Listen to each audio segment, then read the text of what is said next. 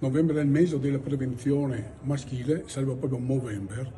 Movember è nato nel 2003 in Australia da un gruppo di ragazzi, una trentina di ragazzi, che per sensibilizzare la prevenzione maschile si sono fatti crescere i baffi. E con quello hanno dato un grosso impulso e il progetto è andato avanti che lo scorso anno, pensate, 5 milioni di persone hanno organizzato eventi e si sono fatti crescere i baffi fotografandosi e mettendo le foto nei social per sensibilizzare la prevenzione maschile, che i maschi sono un po' resti a fare questo tipo di prevenzione. La LILT ha aderito a questo progetto perché è molto importante questo tipo di progetto, la prevenzione maschile, perché colpisce la prostata, colpisce la vescica e il testicolo.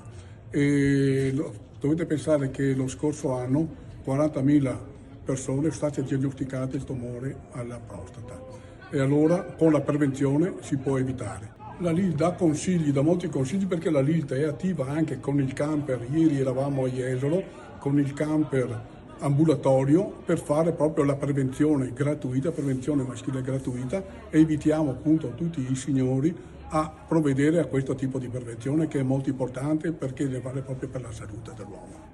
Una cosa importante sono i sostenitori, perché senza sostenitori tutte le nostre visite, tipo le 200 visite che abbiamo fatto nei nostri ambulatori lo scorso anno gratuite, non potrebbero esistere, e non potrebbe esistere neanche il servizio che abbiamo, un grande servizio di trasporto gratuito di pazienti oncologici dalle abitazioni ai luoghi di cura.